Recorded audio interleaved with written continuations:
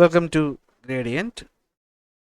നമ്മൾ ഇന്നത്തെ ക്ലാസ്സിൽ പഠിക്കാൻ പോകുന്നത് ജനുവരി 2025 പ്രധാനപ്പെട്ട നാഷണൽ കറണ്ട് അഫയേഴ്സിനെ പറ്റിയാണ്.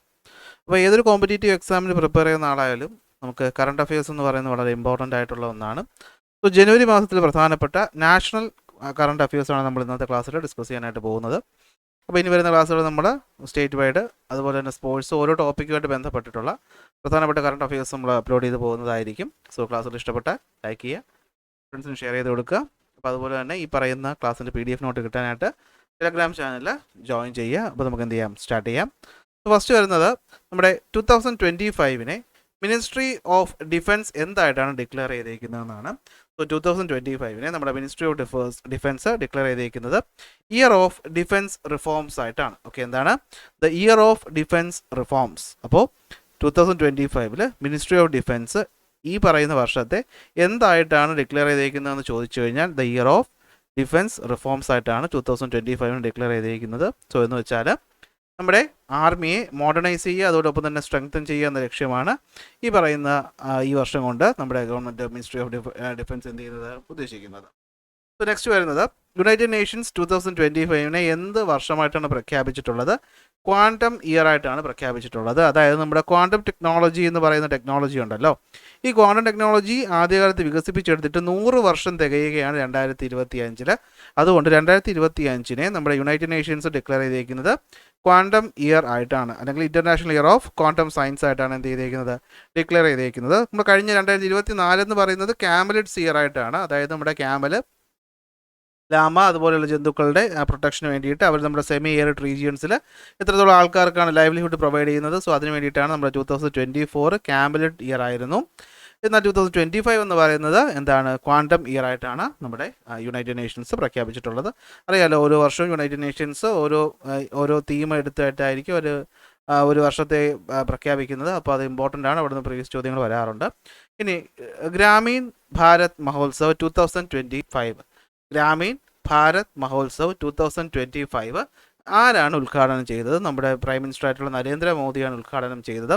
എവിടെയാണെന്ന് ചോദിച്ചാൽ അത് ന്യൂഡൽഹിയിലാണ്. ന്യൂഡൽഹിയിലെ ഭാരത് മണ്ഡപത്തിൽ വെച്ചിട്ടാണ് എന്ത് ചെയ്യുന്നത്, ഗ്രാമീൺ ഭാരത് മഹോത്സവ് എന്ത് ചെയ്യുന്നത്, ഇനോഗ്രേറ്റ് ചെയ്യുന്നത്. അപ്പോൾ എന്താണ് ഗ്രാമീൺ ഭാരത് മഹോത്സവം എന്ന് വെച്ച് കഴിഞ്ഞാൽ എന്താണ്, നമ്മുടെ ഗ്രാമങ്ങളെ വികസിപ്പിച്ച് എടുക്കുക. അപ്പോൾ പേരിൽ തന്നെ വ്യക്തമാവുമല്ലോ, ഗ്രാമീൺ ഭാരത് മഹോത്സവം എന്ന് വെച്ചാൽ ഗ്രാമങ്ങളുടെ വികസനത്തിന് വേണ്ടിയിട്ട്. അതായത് നമ്മുടെ ഈ വർഷത്തെ ഗ്രാമീൺ ഭാരത് മഹോത്സവിൻ്റെ തീം എന്ന് പറയുന്നത് building A resilient rural India for A Viksit Bharat 2047. 2047 കൂടി നമ്മുടെ ഗ്രാമങ്ങളെ എന്ത് ചെയ്യുക, വികസിപ്പിച്ചെടുക്കുക എന്ന ലക്ഷ്യത്തോടു കൂടിയാണ് ഇത് വന്നിരിക്കുന്നത്. അപ്പോൾ ഗ്രാമീൺ ഭാരത് മഹോത്സവത്തിൻ്റെ മോട്ടോ എന്ന് പറയുന്നത് ഗാവ് ബഡേത്തോ ദേശ് ബഡേ, ഗാവ് ബഡേത്തോ ദേശ് ബഡേ. ഗാവ് എന്ന് വെച്ചാൽ ഗ്രാമം, വലുതായാലേ ദേശം എന്ത് ചെയ്യുള്ളൂ, വലുതാവുകയുള്ളൂ എന്നാണ്. ഓക്കെ, അപ്പോൾ ഗ്രാമങ്ങളിൽ നിന്നാണ് വികസനം ആരംഭിക്കേണ്ടത് എന്ന് പറഞ്ഞ നമ്മുടെ ഒരു വ്യക്തി ഉണ്ടായിരുന്നു. അത് ആരാന്ന് നിങ്ങൾക്ക് അറിയാമെങ്കിൽ എന്ത് ചെയ്യുക, കമൻറ്റ് ചെയ്യുക. ഗ്രാമസ്വരാജിനെയൊക്കെ പറ്റി പറഞ്ഞ ഒരു നമ്മുടെ മഹത് വ്യക്തിയുണ്ട്. ആരാണത്? നിങ്ങൾക്ക് ആൻസർ അറിയാമെങ്കിൽ കമൻറ്റ് ചെയ്യുക. Next, bridge over sea. അപ്പോൾ ഈ ഇടയ്ക്ക് നമ്മുടെ കന്യാകുമാരിയിൽ അവിടുത്തെ CM ആയിട്ടുള്ള MK സ്റ്റാലിൻ എന്ത് ചെയ്യുന്നു, ഒരു ഗ്ലാസ് ബ്രിഡ്ജ് ഇനോഗ്രേറ്റ് ചെയ്യുന്നു. പ്രത്യേകത, ഇന്ത്യയിലെ ആദ്യത്തെ ഗ്ലാസ് ബ്രിഡ്ജാണ് ഇവിടെ കടലിന് കുറുകെയുള്ള. So India's first glass bridge over the sea എന്ന് ചോദിച്ചാൽ ഏതാണ്? അത് നമ്മുടെ കന്യാകുമാരിയിലാണ്. എന്ത്, വിവേകാനന്ദ പാറയും തിരുവള്ളുവരുടെ പ്രതിമയ്ക്കും ഇടയിലായിട്ടാണെന്നാണ് എൻ്റെ ഒരു ഓർമ്മ. അപ്പോൾ അതാണ് എന്താ, ഇന്ത്യയിലെ ആദ്യത്തെ glass bridge over the sea എന്ന് പറയുന്നത്. അത് ഇനോഗ്രേറ്റ് ചെയ്താരാണ്? MK സ്റ്റാലിനാണ്. അങ്ങനെയാണെങ്കിൽ ഇന്ത്യയിലെ ഏറ്റവും ഹയസ്റ്റ് ആയിട്ടുള്ള ഗ്ലാസ് ബ്രിഡ്ജ് ഏതെന്ന് ചോദിച്ചാൽ അത് നമ്മുടെ ഹിമാചൽ പ്രദേശിലെ റോത്താങ് ടണലിലുള്ള അടൽ റോത്താങ് ടണലിലുള്ള പാലമാണത് ഇന്ത്യയിലെ ഹയസ്റ്റ് ഗ്ലാസ് ബ്രിഡ്ജ് എന്ന് പറയുന്നത്. വ്യത്യാസം മനസ്സിലായല്ലോ?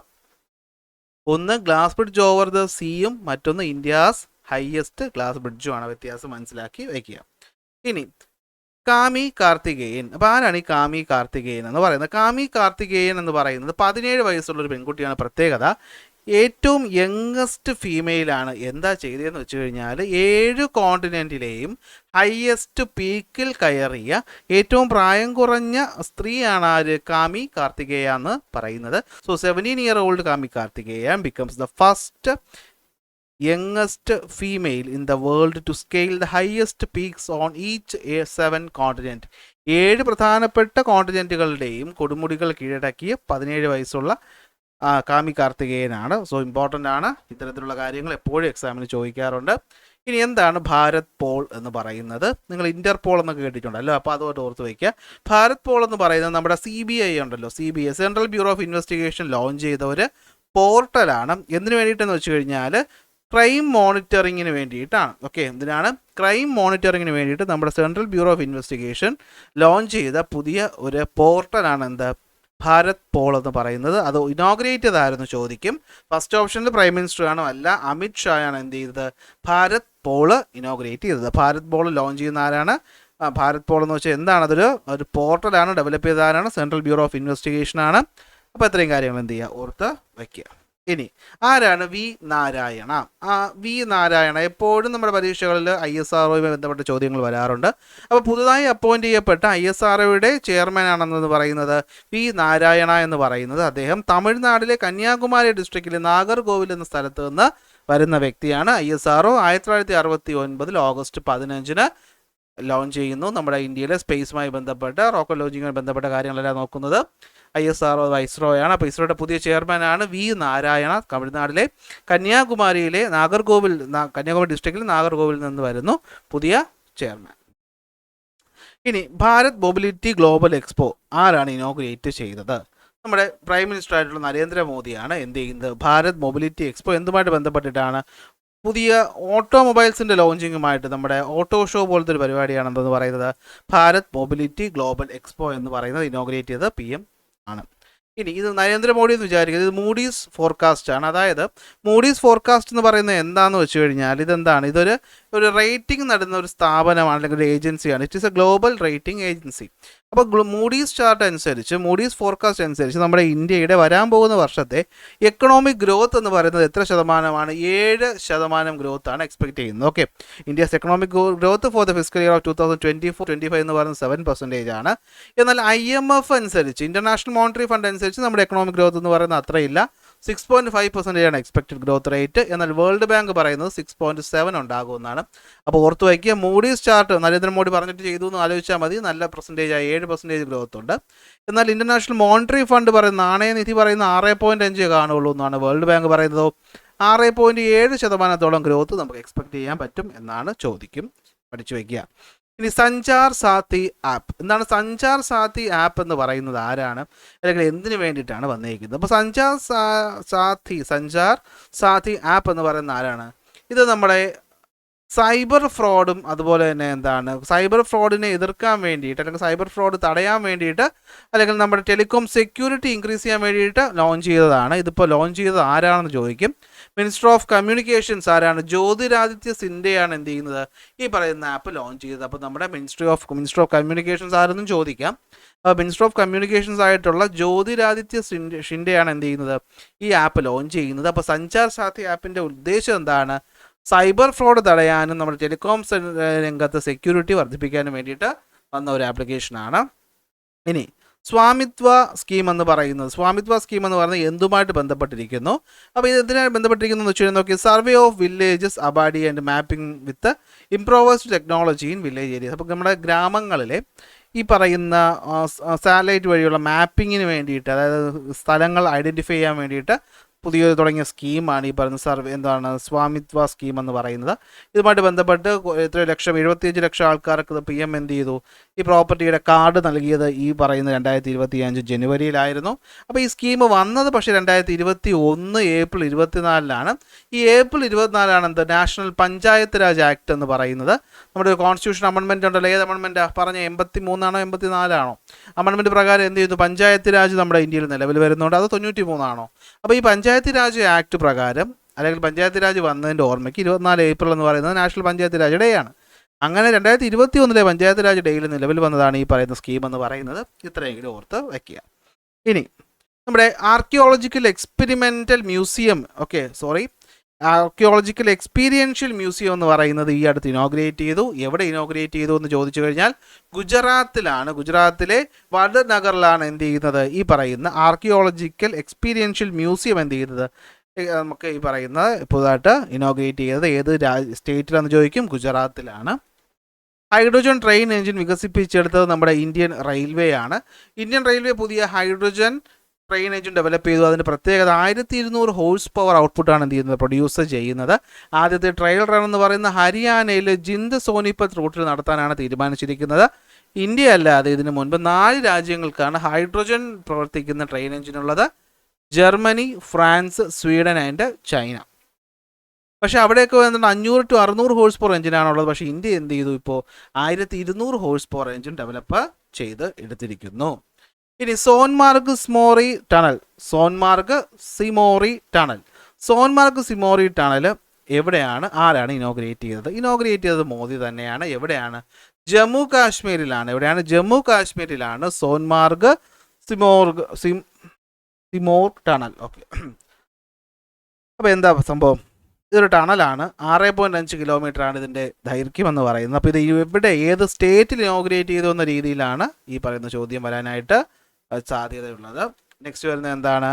2026 നമ്മുടെ conference of speakers and presiding officers of the Commonwealth നടത്തുന്നത് അല്ലെങ്കിൽ ഹോസ്റ്റ് ചെയ്യുന്ന രാജ്യം ഏതാണ്? അത് ഇന്ത്യയാണ്. ഒന്ന് ഓർത്ത് വയ്ക്കുക. അപ്പോൾ 28ാമത് conference of speakers and presiding officers 2026 നടക്കാൻ പോകുന്ന അല്ലെങ്കിൽ ഹോസ്റ്റ് ചെയ്യുന്ന ആതിഥേയത്വം വഹിക്കുന്ന രാജ്യമാരാണ്? അത് നമ്മുടെ ഇന്ത്യയാണ്. ഇനി ലോകത്തിലെ ഏറ്റവും വലിയ 2ാമത്തെ റോഡ് നെറ്റ്വർക്കുള്ള രാജ്യം ഏതെന്ന് ചോദിച്ചാൽ അത് നമ്മുടെ ഇന്ത്യയാണ്.